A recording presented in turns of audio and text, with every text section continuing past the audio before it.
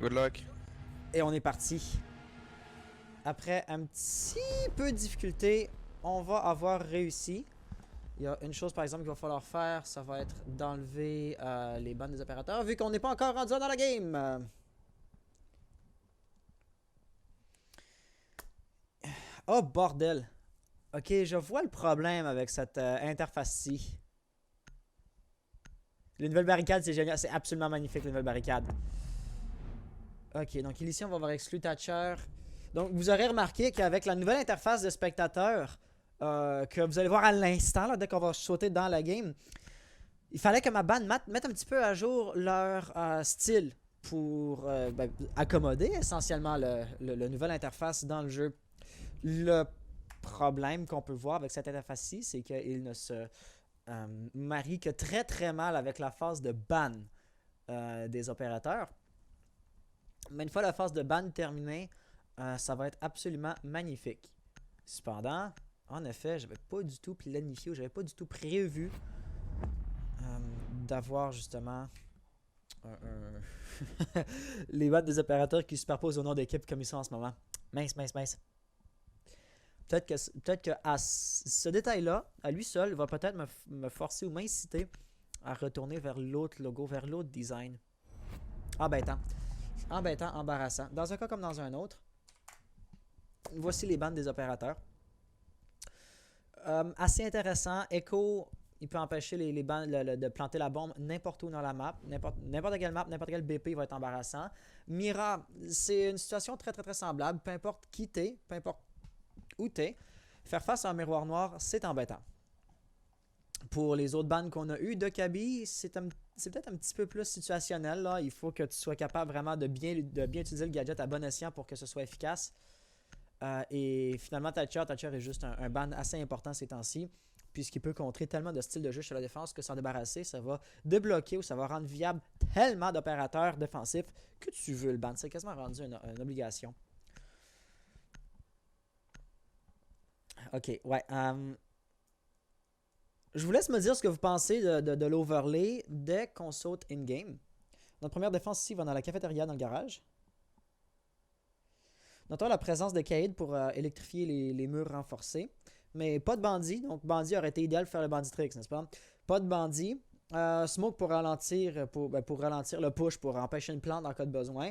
Maestro va avoir un rôle à peu près similaire. En termes de roaming, on devrait avoir Mozzie et peut-être Jaeger. Alpha doit trouver et désarmer. Une fois que les bombes. Jaeger a planté, c'est... Ah voilà, vous voyez là de quoi il a l'air l'interface in-game. Selon moi, c'est genre idéal en ce moment comme il est. Mais pour tous les autres moments dans la game, il va être très très difficile à remarquer. Donc, le mur du garage va avoir été renforcé. Il va falloir que je m'habitue moi-même aux nouvelles interfaces. Shake, ici, va avoir placé sa petite test à l'arrière. Un des drones va avoir été saboté de son côté. On a Pame qui va être en train d'ouvrir les murs au niveau des pieds. Donc, essentiellement, il n'y aura pas moyen de passer devant le mur sans se faire repérer. Oh mince, il va falloir que je baisse un petit peu le volume ici, sinon le bruit de tir va être beaucoup trop fort. Enfin, vous me direz c'est comment le bruit, l'audio du jeu? Que je pourrais monter mon volume même un petit peu. Ok, et là, l'attaque est en train de commencer à arriver. Si on veut regarder très rapidement au niveau de la composition, donc on va avoir un bug pour ouvrir les murs et les planchers, surtout ici. Ibana et Termite vont vouloir s'en prendre au mur du garage. Et après ça, ben, on va probablement avoir les 2-3 autres attaquants qui vont rester. En l'occurrence ici, ça va être... comment il s'appelle cet opérateur-là? Jackal, j'ai des blancs de mémoire d'un fois. Jackal et Tony qui, eux, vont probablement vouloir faire l'anti-roaming. Si on regarde très rapidement, on est en train de se relocaliser. Je suis pas encore habitué avec la nouvelle interface in-game. Excusez-moi, ça me désoriente un petit peu. Voilà, on va vouloir rentrer ici, probablement côté Bingo Buck qui est en train de nous ouvrir tout ça. On va vouloir rentrer à partir du piano, ça se fait qu'il n'y a personne. On va vouloir détruire le plancher, peut-être saboter l'électrogriffe de Kate. Oh mon dieu, cette grenade-là, si elle est bien lancée, pourrait vraiment faire un dégât. Mais non, est-ce que ça l'a pété en haut? Je pense qu'elle a pas roulé entre les lattes du plancher. Ah, ça c'est dommage. On va voir un smoke juste ici par exemple. Il va être en train de chercher la bagarre. Il va vouloir peut-être aller empêcher Buck de faire plus de dégâts que ça. On va infliger quelques petits dégâts. Mais on va être capable de répliquer immédiatement de la part de Tony qui est rentré dans l'entrée principale et qui a juste fait un kill très facile. Le premier sang va ainsi revenir à la frequency. J'allais dire Elysium, mais non, eux ils ont perdu le premier joueur. OK. Tout ça, ça aurait également permis à Termite d'ouvrir le mur renforcé. Et là, l'insertion dans le garage ne saurait tarder trop. On est en train de tenir des lignes et tout ça. On a également Shake, Shake, ouais, voilà, il n'y a pas de I à la fin. On a également Shake qui est tombé à quelque part à roaming en plein milieu de la map, plus haut. Honnêtement, j'avais pas trop réalisé qui il était, où il était quand il est mort. Probablement juste ici, donc clairement en plein roaming. Oh mon dieu, est-ce qu'on a lâché la ligne au mauvais moment? Non, on va avoir un beau kill ici de la part de Autain qui a maintenant très peu de vie. Cependant, il est un petit peu coincé entre deux ouvertures potentielles. La nitro de Sori va faire un beau kill au même moment. Et évidemment, on savait qu'il y avait du roaming au top. On savait qu'il y avait Autain dans les parages. Donc, il va falloir venir le déloger lentement, mais sûrement.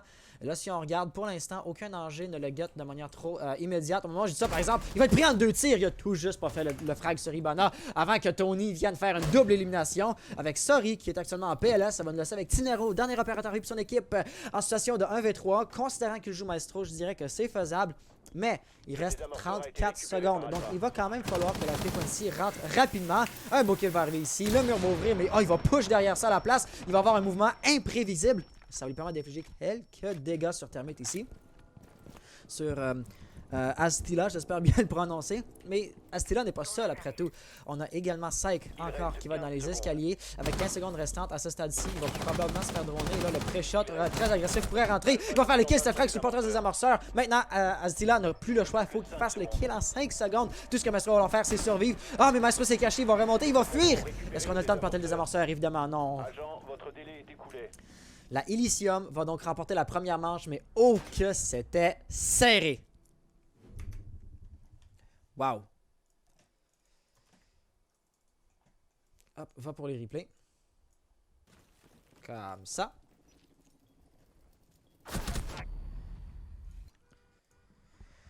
Donc tout va avoir commencé. Par ailleurs, c'est ça, je pose vraiment la question de manière non ironique. Là, les balancements des microphones, est-ce qu'ils sont corrects? Parce que j'ai une certaine incertitude à ce niveau-là. Je vois les petites lignes qui s'affichent dans OBS, mais évidemment, j'entends pas le mixage sonore final. Donc, toute aide est appréciée pour moi, comme pour vous. Mais c'est ça, à la toute dernière seconde, de fuir, à la limite, tel un trouillard, c'était la chose à faire, car ça aurait permis à l'Elysium de le remporter, alors qu'une fusillade face à face aurait été incertaine. Peut-être qu'on aurait eu une Termite qui a remporté la fusillade, peut-être que ça aurait été Maestro qui l'emporte. C'était incertain, c'était imprévisible. Et comme tel, l'Elysium a déjà son premier point. Maintenant, par exemple, il va falloir regarder avec une défense au top, qu'est-ce que ça va donner, donc au bureau du consul. La composition, évidemment, va refléter la volonté de défendre le consul. On va avoir une composition un peu plus lourde. Tinero, évidemment, encore et toujours avec Maestro. Mais après ça, on a également Sori, lui, qui va jouer Doc. Donc, ça parle beaucoup plus d'une volonté à tenir des lignes, à tenir des angles, et un petit peu moins à roamer, disons, agressivement. Pam avec Smoke, évidemment, qui est encore bon pour ralentir le push, pour tout simplement interdire l'accès à un cadre de porte. Ce qui va nous laisser avec les mêmes roamers qu'auparavant.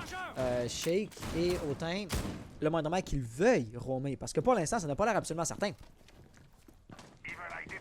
Au même moment, on va voir l'attaque qui va commencer à rentrer. Donc Tony a fait des petits tirs de pré-shot dans les escaliers jaunes. Si jamais quelqu'un voulait sortir par là, ça ne semblerait pas trop être le cas. Donc on va juste placer la clé mort et on va essentiellement passer à un autre appel. Syke de son côté va réaliser que c'est pas renforcé de A à Z. Il va tirer, il va ouvrir en espérant trouver quelqu'un. Mais là, quelqu'un qu'il pourrait trouver, il n'y avait pas une silhouette ici. Ouais, voilà, ça va être Autain Bot, un des, on va dire, roamers potentiels qui finalement va rester sur l'objectif. Et s'il fait bien ça, on pourrait absolument comprendre pourquoi, le moindrement que Tony s'expose un petit peu trop, Autain pourrait tirer profit de cette surexposition. Encore faut-il que ça arrive de son côté ici. Shake va également faire attention aux différentes fenêtres. Mais la question vraiment va être de quel côté est-ce que l'insertion va arriver. Parce que c'est Atomic et compagnie qui sont en train de rentrer dans l'administration. Autain, pam, tous les deux vont faire un beau kill. Bien joué. Mais l'insertion de Atomic et de A. Voilà. Juste ici de Aquafinity. Je crois que ça se prononce. Atomic et Aquafinity sont en train d'avoir une bonne insertion qui n'est pas trop contestée. On a à peu près Tinero qui peut tenir la ligne, mais comme on peut voir ouvrir la trappe, peut-être qu'il est en train de planifier un plan de fuite si jamais la pression devait devenir trop lourde. Et en bas, ça va être Zofia qui va être mise en PLS et qui va se faire abattre comme ça. Pas besoin de déclencher la grenade à gaz télécommandée pour aller faire le frag. Mais là, ça commence à regarder assez mal pour les joueurs chez la Frequency. On est en situation de 2v5. Et on n'a pas beaucoup de progrès à donner. Juste ici. Oh non, on fait rebondir la grenade de le lancer. Sur la gauche, il y a quelqu'un qui tente le cut, mais ça ne passera malheureusement pas. Nous laissant avec Aqua, dernier opérateur vie pour son équipe. Situation de 1v5. Peut-il faire le clutch? Peut-il faire la ace? Honnêtement, c'est faisable. Après tout, on parle de Jackal. Donc, si quelqu'un peut genre taguer et savoir où sont ses adversaires, c'est lui.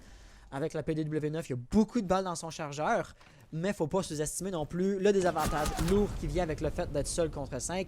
Et voilà, la Elysium va l'emporter avec une marche parfaite grâce à Shake qui, voilà, avait vu les pieds ici. Et il a pris son temps et il a tiré. Et puis il y a aucune balle n'a été retournée dans cette direction. En quelque sorte, c'était le kill parfait. Je vais avoir un peu moins de replay du fait que cette ronde-ci était beaucoup moins serrée. Néanmoins, voici ce qu'on va avoir. Une Zofia qui tombe facilement dans les escaliers. Après ça, Atomic aurait dû faire rebondir la grenade sur le cadre de porte, malheureusement. Comme il a réagi, il voulait coter. Il était tout juste hors de portée, malheureusement, pour le cut. Donc, bien essayé. Meilleure chance la prochaine fois. Et finalement, Jackal qui n'a jamais vu les tirs venir.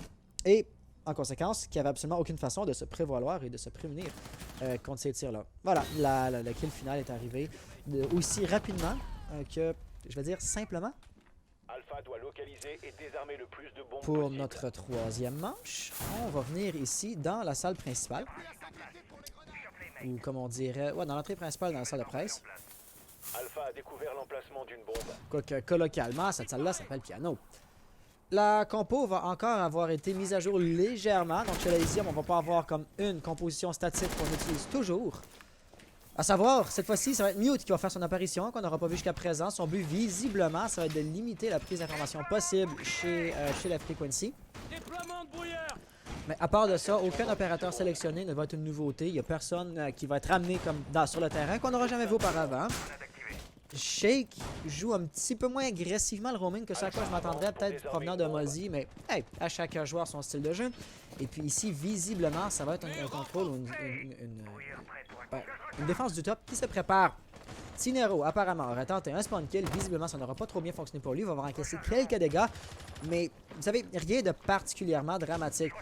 Le plus dommage, c'est que sa position ou sa tentative de spawn kill a été connue. Et néanmoins, il n'a pas infligé aucun dégât aux attaquants. Et comme tel, ça va se solder par un échec cuisant, son tentative de spawn kill. Maintenant que les attaquants, que les joueurs de la Frequency ont été capables de sortir de leur spawn, ben, qu'est-ce qu'il va nous rester? Il va nous rester une insertion dans le bâtiment qui s'annonce arriver par l'étage supérieur. Aqua, qui voudrait rentrer probablement côté administration. Très rapidement, on peut voir qu'il n'y a personne à l'administration. Le drone d'Atomic va le confirmer bien rapidement. Quoique, on a des défenseurs au top. Oh, ça oui, absolument. Ça va être notre Smoke, Suri et Shake qui vont vouloir tenir ici. Et à deux, si la Frequency devait être capable de faire une bonne insertion, de bien attaquer, ça pourrait mal se retourner. Ça pourrait mal finir pour la Elysium.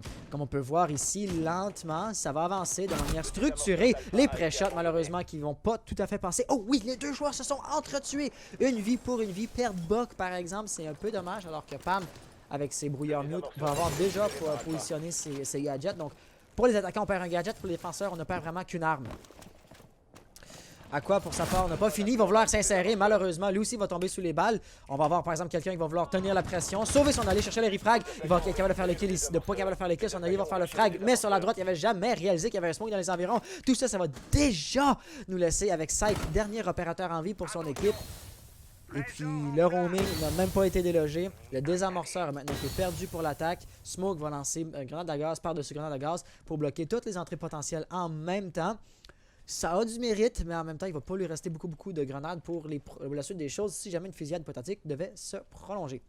Si on veut regarder très rapidement, tous les attaquants et Psych ont encore toute leur vie. Apparemment, Ibana ici va se dire « Nope, je ne vais pas retourner chercher le diffuseur.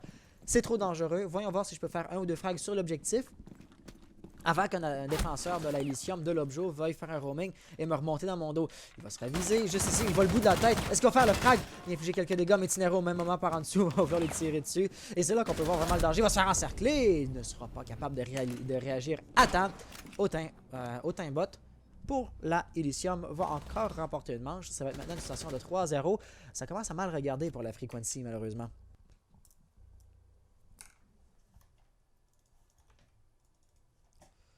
Hop, va pour les replays. Je sais pas si on va avoir les mêmes replays que la ronde passée en double.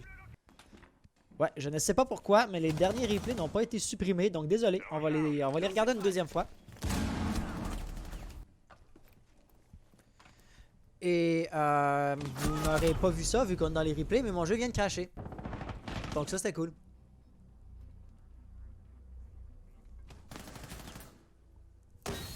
Donc ouais, Ubisoft et Rainbow Six qui ne nous aident pas du tout ici.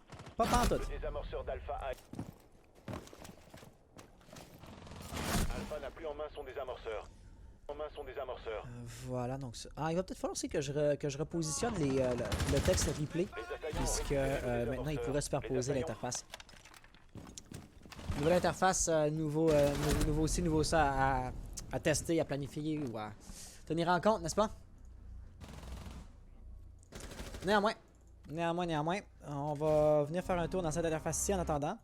Donc c'est ça, moi ce que j'allais poser comme question c'est, si ça se trouve, est-ce que le TTS est encore actif en ce moment? Je ne sais pas trop. Je ne saurais le dire. Mais s'ils sont encore actifs, et si ça se trouve, les TTS pourraient être peut-être plus fiables, plus robustes, et comme tel, est-ce qu'on veut même prendre la compétition puis l'amener, le transiter vers les TTS? Ouf que ça sonne dangereux.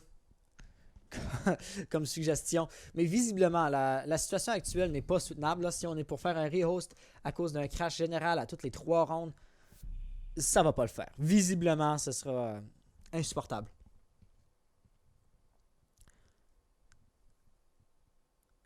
Néanmoins, on va être parti pour la 4e ronde. Après avoir gagné dans l'emplacement de défense primaire, secondaire et tertiaire, ben essentiellement, ça va juste recommencer. Donc, la lithium, ici, va aller dans le garage. Empêchez Alpha de désarmer vos bombes. On va voir un petit peu qu'est-ce qu'il va y avoir à voir côté garage. Bombe localisée par Alpha. Tout de suite, on va avoir quelques joueurs qui vont commencer à ouvrir, j'ai l'impression, le mur du garage. D'après moi, le but, c'est de faire un peu plus de bruit. Voilà, il y a comme 3 ouvertures très distinctes. On veut faire du bruit où on veut détruire le mur pour permettre justement le bruit de mieux traverser. Et ainsi, si jamais il va y avoir un banditrix, ou dans ce cas-ci, peut-être plutôt un cahier de tricks, on devrait entendre Thermic lancer sa charge exothermique et pouvoir réagir en conséquence. On aura vu tantôt avec Atomic qui avait lancé une grenade. Oh mon dieu, Pam! Plus que 5 secondes. Oh non! Oh non, Pam! Shake qui va dire nice shot. Oh non, ça c'est dommage. Néanmoins, voilà, la frequency qui va se dire on a une bonne chance de l'emporter ici. Après tout, ça va être une situation de 5v4 dès le tout début. L'insertion préliminaire semblerait être à peu près la même chose, par exemple. Évidemment, ça va être connu cette fois-ci. Et là, on va avoir Autin juste ici qui va attendre Atomic de pied ferme. Atomic ici va s'y tenter, mais évidemment, l'avantage de surprise est perdu. Et ainsi, essentiellement, le chat est sorti du sac. Je sais pas si c'est ça l'expression. Il va vraiment falloir que j'apprenne un peu plus d'expression française. Dans un cas comme dans un autre, juste ici, Autain va vouloir retenir la pression. Cependant, ce qu'Atomic fait est relativement intéressant parce qu'il n'a pas besoin de rentrer dans la salle du piano pour pouvoir ouvrir le plancher. Et comme tel, il va pas trop s'exposer aux roamers. Et ça vaut son poids en or. Faut pas sous-estimer. Pam, de son côté, par exemple, va être capable de faire un frag sur Tony. Tony qui était le... maudit bâtard, j'ai tellement des trous de mémoire. Tony qui était le capitao. Et ça, mis ensemble, ben, ça va faire en sorte que c'était comme, ok, un bon kill. Tony, il guettait le flanc, il empêchait les Renault par sa présence dans les escaliers jaunes.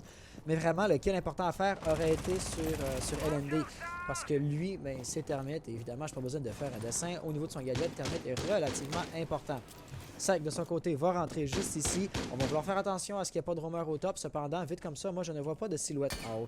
Et voilà, finalement, Atomic a été capable de trouver l'électrogriffe au même moment. Par exemple, on va avoir Autain qui va faire beaucoup de dégâts, va faire un premier kill, va se faire taguer Jackal. Et là, Jackal va se retourner. Est-ce qu'il est prêt? Autain est absolument prêt. Il va faire un beau kill. Ça va nous laisser avec LND qui va avoir réussi à ouvrir le mur de son côté. Et Atomic, dernier opérateur en anti-roaming dans son équipe. Et très rapidement, il allait trouver Autain. Mais c'est Autain qui l'a trouvé auparavant avec la triple élimination. On va voir Termite maintenant en situation de 1v3. 1v3, ça se fait, mais là, il est en mauvaise posture. Si jamais il veut jouer le kill, il va falloir qu'il fasse un ou deux frags sur l'objet, puis après ça, qu'il a cherché un roamer. Et s'il veut planter le désamorceur, il va falloir qu'il fasse une phase d'anti-roaming auparavant. Tout ça pour dire impossible. Tinero va faire le kill et ainsi remporter la ronde pour son équipe. Voilà. Ouais, on pense. Ouais, les TTS sont sûrement fermés actuellement.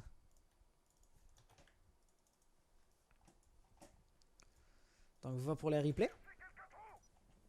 En espérant que les replays soient plus fluides que la game elle-même. Mais voilà, c'était vraiment le roaming de Autain qui était, disons, indestructible. Il n'y avait pas moyen de le contrer. Il a fait quoi? Une triple élimination comme ça, à lui seul. Puis j'ai ajouté, n'est-ce pas? C'est pas comme s'il était en train de faire du roaming à 2 ou à 3, qui avait le soutien de ses alliés, puis que ça donne que c'est lui qui avait fait tous les frags. Non, non, il était vraiment tout seul, sans aucune aide. Il était capable de déjouer 3 attaquants. Et puis, c'était très bien joué. Voilà, juste ici avec la double. Puis après ça, je pense que les replays sont en train de boucler. C'était Atomic qui tentait de se faufiler. Il aurait peut-être dû droner un petit peu. Je sais pas s'il lui restait des drones, par exemple. Et après ça, LMD, voilà, il va tomber sur les balles de Maestro. Donc, on va avoir fait une 4e manche. On va maintenant aller à nouveau dans le bureau du consul. Et chez le consul, qu'est-ce qu'on peut remarquer? Eh bien, la composition va être légèrement différente. C'est pas parce qu'on a déjà défendu le consul qu'on va le redéfendre à nouveau exactement de la même façon. Sorry, cette fois-ci, il va sortir une Valkyrie. Valkyrie qui, surprenamment, quand même, n'a pas été ban. Elle est très très forte sur cette map-ci. Les palmiers vont offrir une excellente visibilité extérieure aux caméras, tout en camouflant relativement bien la dite Black Eye. Oh, sorry, un ping de 600, 200, maintenant ça va redescendu. Voilà, la caméra va été lancée. Il va avoir été tagué par exemple, ça va vraiment clairement indiquer. Il n'y a pas une Valkyrie qui sort à l'extérieur du bâtiment en 2 secondes pour aucune raison, puis c'est pas pour faire un spawn kill. Atomic, de par la nature de son gadget, devrait être capable de trouver assez facilement la caméra, mais il ne s'y attarde pas. Et comme on peut voir ici, visiblement, Sorry ne va pas se mettre à tag ses adversaires, ce serait une erreur vraiment simpliste. Et comme tel, vraiment, il y a juste IQ qui pourrait contrer cette caméra-là. Mais pour l'instant, Atomic n'est pas en train de planifier ça. Lui, il va s'insérer dans le bureau des visas de manière plus ou moins discrète. Que je sache, les joueurs chez la Lithium n'ont pas conscience de sa présence. Et ça pourrait vraiment aider. Saboter, par exemple, le barbelé comme il l'a fait. Oh, ça va faire un petit peu de bruit. Ici, on a Tinero qui a tiré également successivement parce que la pression semblerait commencer à arriver. Mais ça va être Sorry ici qui va chercher le premier frag sur Psyche. Donc, apparemment, on a un minimum de roaming ou quelque chose du genre qui aurait été capable de faire les kills. Apparemment, Atomic, tantôt qui était dans les escaliers latéraux, va se dire non, on va remonter escalier principal.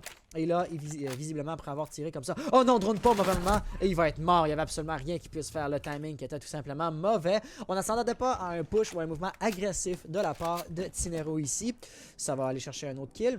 Et s'il veut piquer trop agressivement, par exemple, Tony pourrait peut-être lui faire regretter. Ou Oda pourrait aussi remonter si le timing est bon. Mais non, finalement, on va avoir notre maestro qui va tomber sur les balles de Tony. Avec LND qui est encore en train de monter les escaliers principaux. Mais visiblement, le défenseur qui était là tantôt n'y est plus. On va quand même aller faire le frag de la part de Shake. Sur Shake, pardon, de la part de LND. Donc ça va être un bon kill. Mais le deuxième frag, lui, n'arrivera pas avec notre Jackal qui va tomber sur les balles juste ici.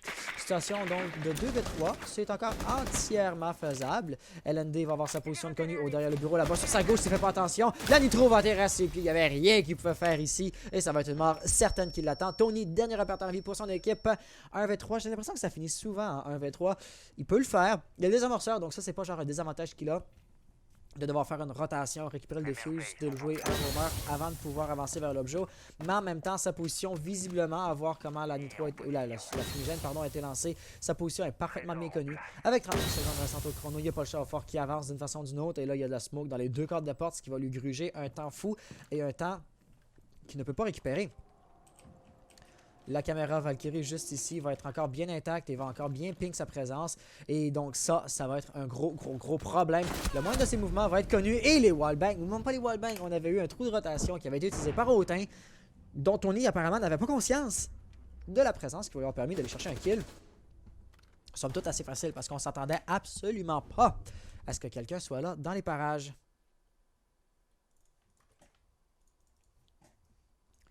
Ça commence à avoir l'air d'une situation assez critique pour la Frequency R6. Ils ont beaucoup de difficultés à gagner, ne serait-ce qu'une seule ronde. Et puis là il reste plus que 2 manches pour la Lithium à gagner. Côté réaliste, côté pratique, je ne pense pas que la Frequency va être capable de gagner 6 manches d'affilée. Dans le temps que la Lithium en a besoin pour en gagner 2. Comme tel, je dirais que c'est maintenant très difficile, voire même hautement improbable, que la Frequency fasse le remontada. Bon, c'est pas impossible et on souhaite le voir parce que ça va faire un beau show. Mais si on veut rester réaliste, je pense qu'on pourrait se mettre à tempérer un petit peu nos attentes provenant de la Frequency. Tout de même, ils ne vont pas abandonner. On voit très clairement que la Frequency, ils tentent. Et même en situation de 1v3, avec de la smoke partout, avec un ping constant. Tout à l'heure, je pense que c'était LND, dernier opérateur en son équipe. LND n'avait pas du tout abandonné, il continuait à tenter de tenir des lignes. Là, il allait falloir qu'il push.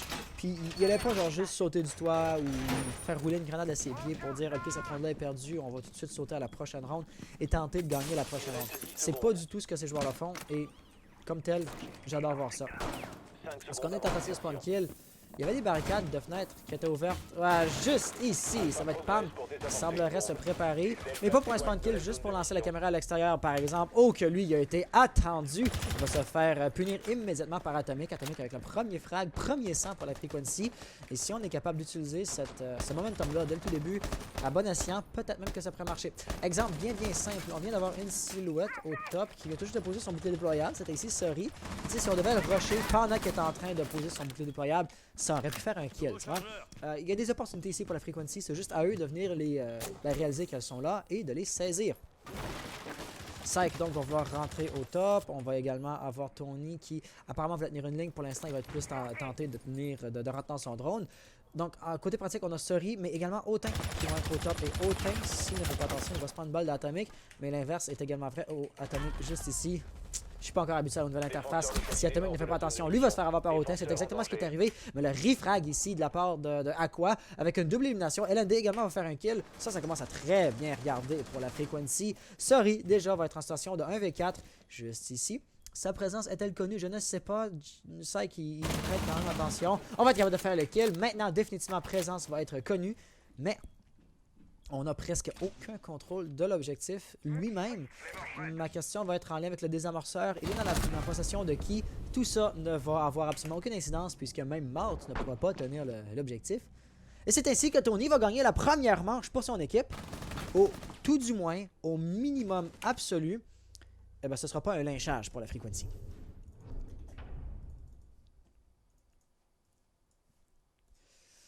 Allez, va pour les replays. Donc ça c'était dans le garage. Non, pardon, dans la salle de presse. Avec l'équipe bleue qui va l'emporter. Et avec le changement de rôle, également, ça peut vraiment venir aider la Frequency. On sait évidemment que Console est une marque qui favorise quand même un minimum la défense. Et comme tel, maintenant que la Frequency ont le rôle de défense, ça va être plus facile pour eux. Et ils devraient être capables, le moment qui joue ça comme il faut, de remporter quelques manches. On l'aura quand même vu, la première ronde, toute première, était très serrée. Ça s'est joué en 1v1 à quelques secondes. Après ça, on a eu d'autres rondes qui n'étaient pas tout à fait serrées, notamment la deuxième qui s'est soldée par une ronde parfaite. Mais quand même, en voyant tout ce qui vient tout juste de se dérouler, eh ben, c'est absolument faisable. Et là, je vais être curieux de voir comment la Frequency va défendre le garage. Visiblement, il y a certaines choses qui vont demeurer standards, genre ouvrir le mur lui-même du garage pour faciliter la traversée du son. On va utiliser un bandit pour protéger les murs renforcés. Jusqu'à présent, il n'y a rien qui sort trop de l'ordinaire. Un maestro qui va être présent. Cependant, la seule chose que je dois noter, ça va être la présence de Atomic, qui lui, tout simplement, va jouer Alibi. Donc ça, on ne l'aura pas vu jusqu'à présent. Et je vais grossièrement être intéressé de voir de quoi ça va avoir l'air. Et juste ici, le petit hologramme, le petit alibi va être très intéressant. Ce drone-là a-t-il été saboté? Je ne saurais trop le dire. Mais au même moment, l'assaut va commencer à arriver avec Autain qui va jouer H. Absolument prêt à rentrer. Une chose aussi, on a Twitch qui va être présente. Et Twitch, si elle joue bien ça, ben, devrait avoir une relative facilité à saboter les batteries bandits. Batteries bandits qui ne seront pas pré-placées. Le drone va s'être bien caché. On va venir en poser une première. Est-ce qu'il a réussi à détruire? Oh non, je pense pas qu'il a réussi à détruire la batterie. Voilà, elle va avoir été détruite. Tout ça, ça va avoir permis à terme d'ouvrir le mur renforcé. Et là, on va voir la Frequency qui est bien partie d'un point de vue tactique. Atomic a encaissé beaucoup de dégâts. Apparemment, il est en anti-roaming seul. Et puis, ça n'avait pas trop l'air de bien fonctionner pour lui. Ce sera probablement Pam, voilà, qui est en train de progresser, qui va vouloir le déloger. Est-ce que les résultats vont être au rendez-vous? Seul le temps nous le dira. Si Atomic a genre un système un système d'avertissement, en quelque sorte, avec les différents alibis qui sont positionnés de part et d'autre, ça va saboter un alibi, mais c'est pas grave. On veut sortir la rotation qui semblerait être prédite par Pam. Non, plus ou moins, il regardait à droite, mais il n'a pas prêté trop d'attention, plus que nécessaire. Il va clairement savoir où son adversaire va avoir fui. Et on semblerait l'attendre de pied ferme. Ce qui m'embête, par exemple, ma question va être... Oh, ici, je vais juste leur faire rouler la grenade, essayer de faire des kills. Apparemment, non. Atomic, encore et toujours, comme caché. Est-ce qu'on va faire le frag juste ici? Il va avoir infligé quelques dégâts, mais il sera pas capable de sortir en vie. Il va se retourner, ça va être Pam qui va tomber sur les balles. Très bien joué. Il va se faire push. Est-ce qu'il va être capable de faire une double élimination? Il a très peu de vie. Maintenant, il est à genre 1 PV à peu près pile. On va continuer de tenter les travers, les wallbangs, un petit peu chanceux. Mais finalement, ça ne servira à rien puisque ça va être H Autain qui va faire le frag. On a Aqua qui pourrait facilement revenir, aller chercher un refrag et tout simplement maintenir la pression. Genre empêcher Thomas d'ouvrir la trappe, ça pourrait être important. Mais là, on va être un petit peu trop tard pour ça. Et Aqua va tout simplement prendre son temps. Mieux vaut tard que tout simplement mort. Et juste là, il devrait avoir un kill facile sur H. Et oui, il va aller faire le frag. Est-ce qu'on va avoir un refrag qui va arriver juste ici? Twitch était-elle dans ses drones? On va vouloir lancer la grenade. La nitro, pardon, mais quand on se fait tirer dessus au même moment, le timing, malheureusement, n'était pas au rendez-vous. Situation de 3v3 avec 58 secondes restant au chrono.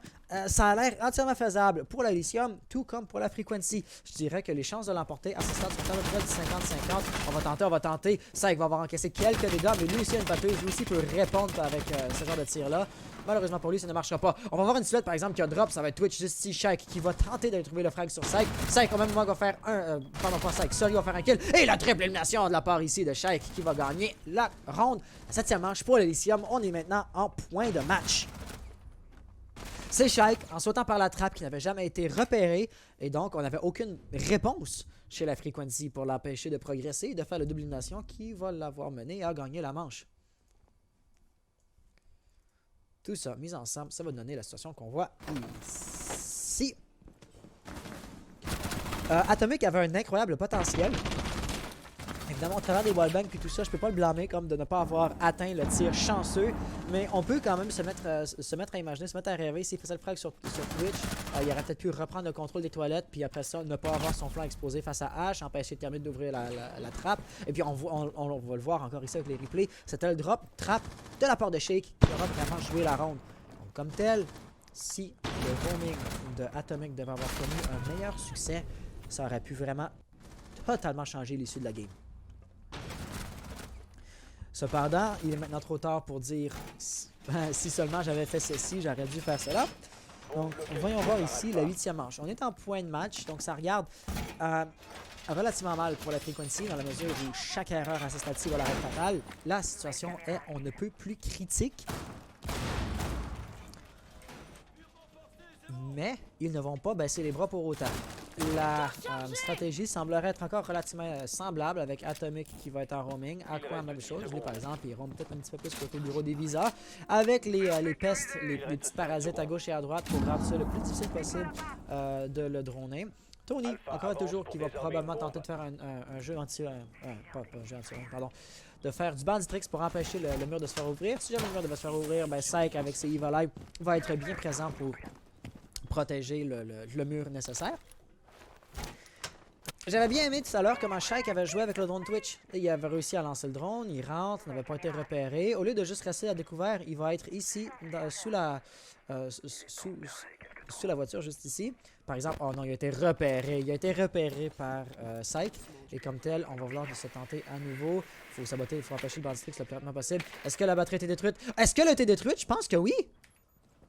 Tony, maintenant, n'a plus que 3 batteries dans son inventaire.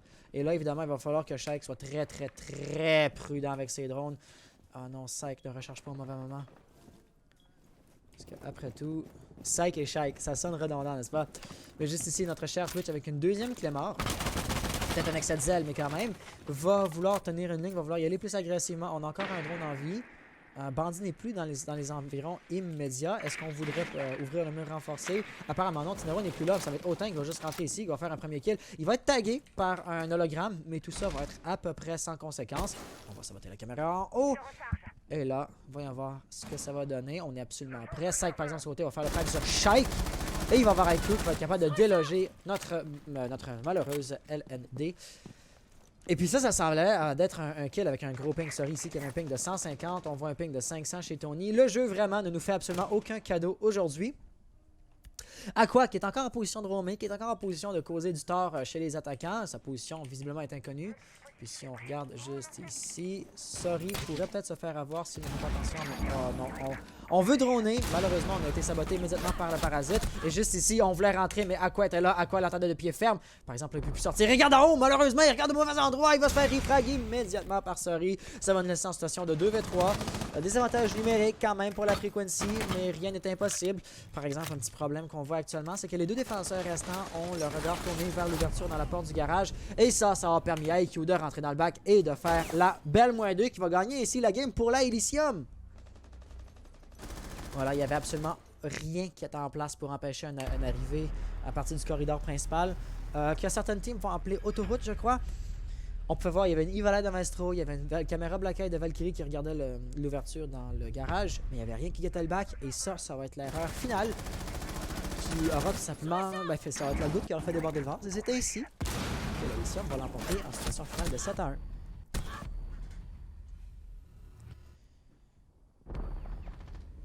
Donc, bien essayé à la Frequency, bien joué.